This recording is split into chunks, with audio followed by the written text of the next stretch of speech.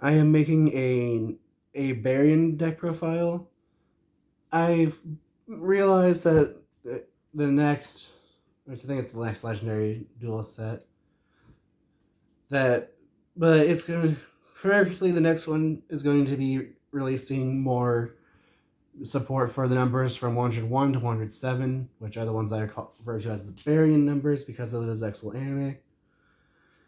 But I've loved this deck ever I since a barian number first showed up, which just happened to be my favorite one of number 107. But I realized this is one of the few decks I can actually play all 7 of them. So I went ahead and made this deck. It's actually surprisingly tougher than I thought it would be. So I decided to make a deck or make an updated profile on it, which I will do another one once the other cards like Barian Draw. I want to say the field spell. I think it was like Barian Hope or something like that. Hope of the Barians, the 7 Barian Emperors. Those cards. I'll make once those get released. I'll make an updated profile. And for now, that's all I have for the Barian deck. So I play 3 copies of Star Seraph Sovereignty. Sovereignty has the effect of when it's summoned, you can draw a card, and then you can summon a Star Seraph from your hand. And it can also summon itself from your hand when you normal summon a Star Seraph. Which, as long as I read the ruling correctly, once one of the others can search for it, and because it's an on summon effect, at the resolution of that effect, you can use Sovereignty's effect. And then the only downside of Star Seraph Sovereignty is that it can only be used as Xyz material when using 3 or more materials.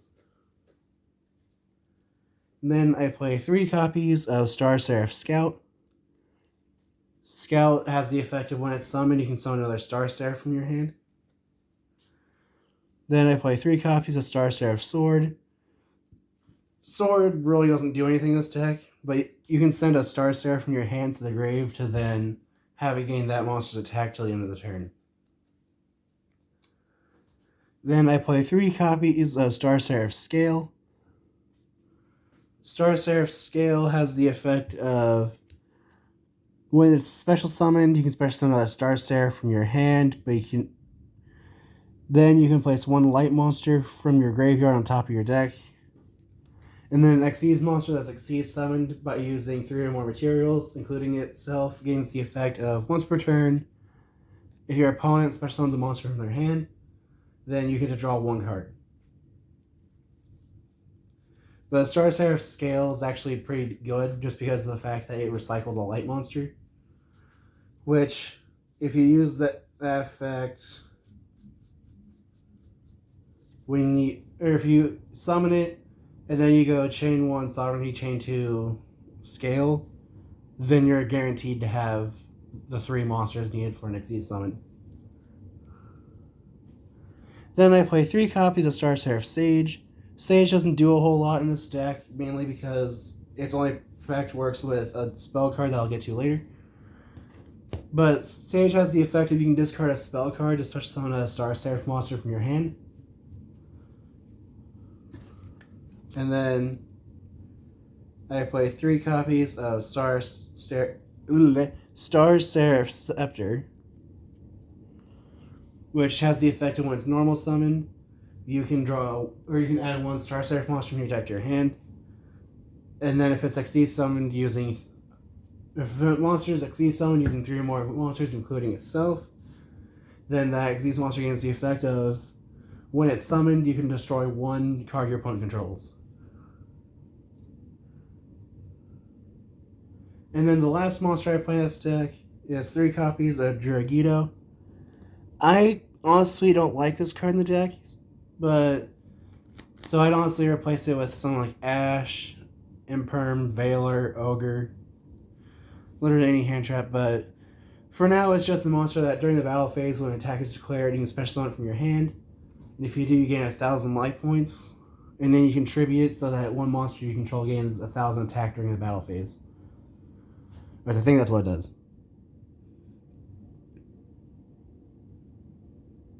Okay, it gets 1,000 attack till the end of the next turn. But again, I don't really care for it in this deck, so I would replace it with hand traps or just anything else. I also thought about going back to what I used to do with this deck when we played Gravity Bind, back when everyone was playing Pendulums and hardly anyone was playing Xyz monsters. But that's it for the monsters. Moving on to the spells, I play one copy of Glorious Numbers. Glorious Numbers is a monster reborn that if you control no monsters, you can bring back a number monster and then draw a card. And then its other effect is you can bench him in the graveyard and then take one card from your hand and attach it to an Xyz monster you control as material, as long as that Xyz monster has no materials. Then I play one copy of Monster Reborn, just so you can bring back any monster. And then I play two copies of Xyz Import, since this deck summons a lot of big Xyz monsters. This just lets you target an opponent's monster and an Xyz monster you control. You target an Xyz monster you control, and then attach one monster your opponent controls that has equal or less attack than that target Xyz monster and attach it to it as material. So I just like it because if your opponent does something like summon Alistair and they search the location, you can then use this to attach their Alistair to your Xyz monster's material. And then because it's material, they can't use the invocation unless they have another Alistair. Then I play 3 copies of Rank Up Magic Barian's Force. This just lets you target one Xyz monster and then summon a Chaos number or a Chaos Xyz that has the same, I believe it has to be the same type, but one rank higher. Let's see. Yeah, same type as that monster you control, but one rank higher. And then if your opponent has an Xyz monster, you can then take one material from their Xyz monster and attach it to the summoned Xyz monster. Then I play 3 copies of Rank Up Magic Quick Chaos. This does the same thing as Barian's Force, but instead of taking a material and being able to summon a Chaos Xyz, this only works with number cards. You take one number, summon a monster from your extra deck that has the same number, but one rank higher. But I don't remember. Okay, yeah, that's all it does. So essentially, it just lets you take this, you target it, and you can do it at any time, and then summon this. Essentially all it does.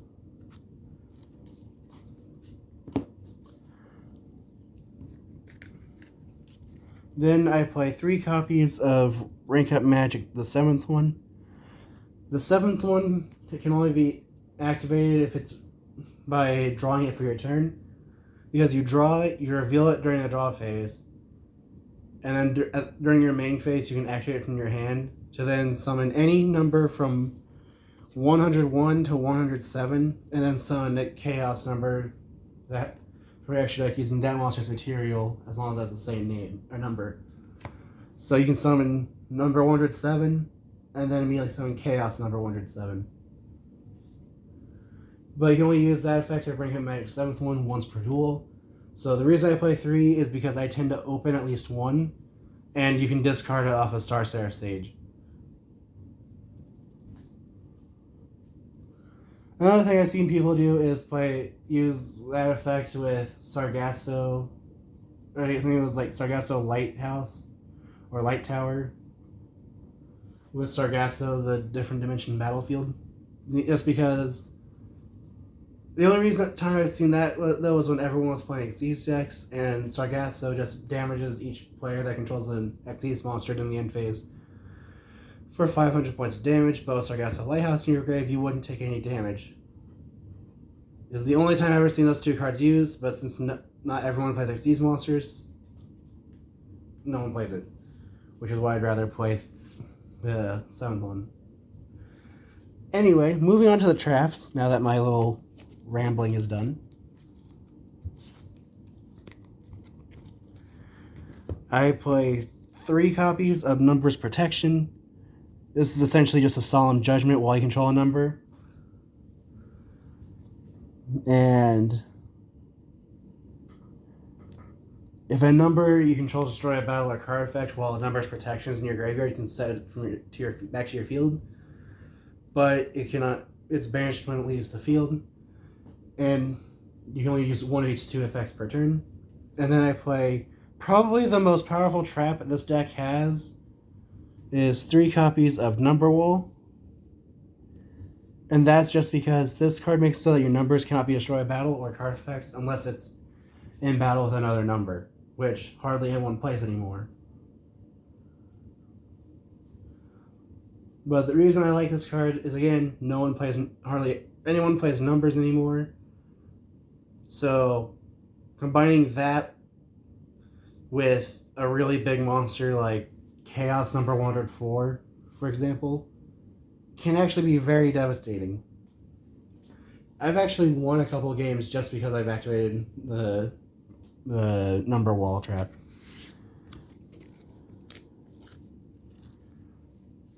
And that's it for the main deck. Moving on to the extra deck. It's actually very simple. I play 1 copy of number 101, 1 copy of Chaos number 101. So Silent Honor Arc has the effect of you can detach 2 materials from it, target 1 special summon monster in attack position your opponent controls. Attach 2 as material, if it would be destroyed by battle or card effect, you can detach 1 material instead. Then Silent Honor Dark has the effect of once per turn you target 1 special summon monster your opponent controls, attach 2 as material. And then if Silent Honor Dark is destroyed by battle or card effect while it had material, and Silent Honor Arc is in the graveyard, which would include its initial destruction, then you can special summon it back in your graveyard and then gain life points equal to Silent Honor Arc's attack points, or Silent Honor Dark's attack points. So if it dies, it gets to come back and you gain 2,800 life points. Then I play 1 copy of number 102 and 1 copy of Chaos number 102. Star Seraph Sentry lets you detach 1 material to then target 1 monster your opponent controls, negates effects, and have its attack points. And then if Archfiend or if Star Seraph Sentry will be destroyed by battle or card effect, you can detach all of its materials instead. Then Archfiend Seraph does the same thing, only instead of having the monster's attack, it reduces it to 0. And then if Archfiend Seraph's last material is used, it burns your opponent for 1,500 points of damage. And if it would be destroyed by battle or card effect, you can detach 2 materials instead. Then I play 1 copy of Ragna Zero and 1 copy of Ragna Affinity.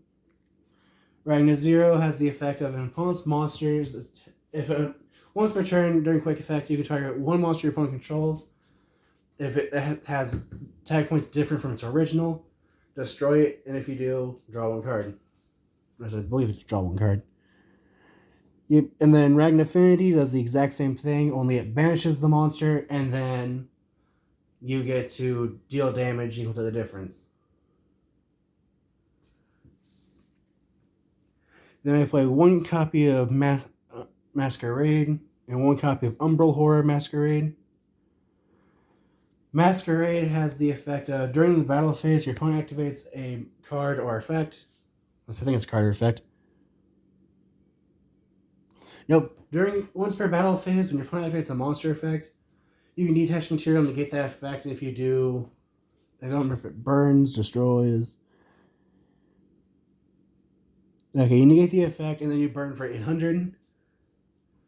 But then once per turn, you can send the top card of your opponent's deck to the graveyard, which is its best effect.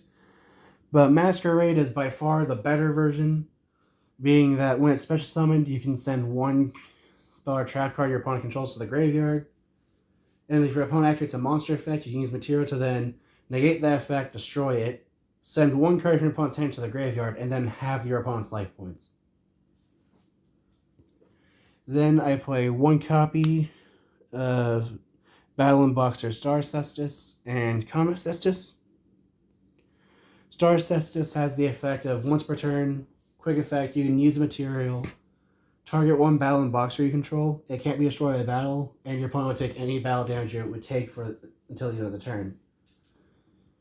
And then Comet Cestus has the effect of if it destroys an opponent's monster at battle and sends it to the graveyard, inflict damage to your opponent equal to the destroyed monster's original attack. And then if it has Star Cestus as material, it then gains the effect of once per turn you use material from it, target one monster your opponent controls, destroy it, and if you do, inflict damage to your opponent equal to that monster's or destroyed monster attack on the field. So combat stats, this is just something that lets you burn your opponent, more or less. And then one of the better ones, I play one copy of number 106, Giant Hand. Giant Hand has a quick effect of being able to use, is it one or two materials?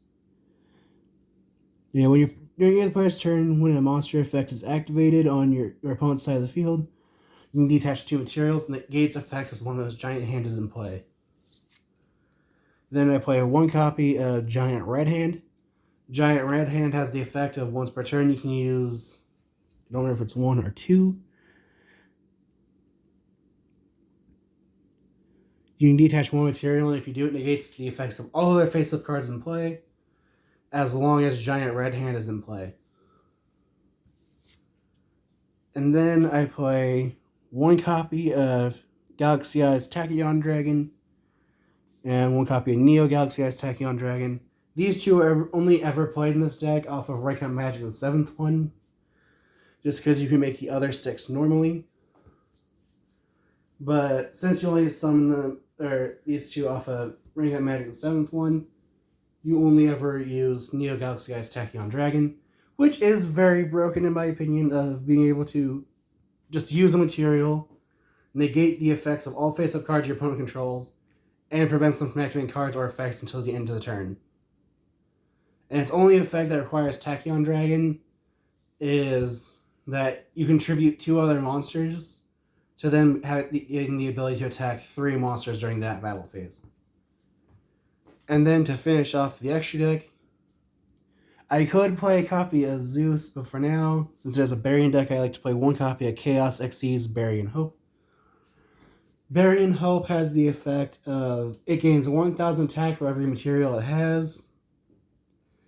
You can target a chaos number in your graveyard, that as long as it's from numbers 101 to 107, then copy that card's effects. So you can target chaos number 101 in your graveyard to then have it gain Smile or Dark's effects, targeting opponent's special monster attached to his materials, so it gains 1,000 attack more. And I want to say it does more than that, but I don't remember.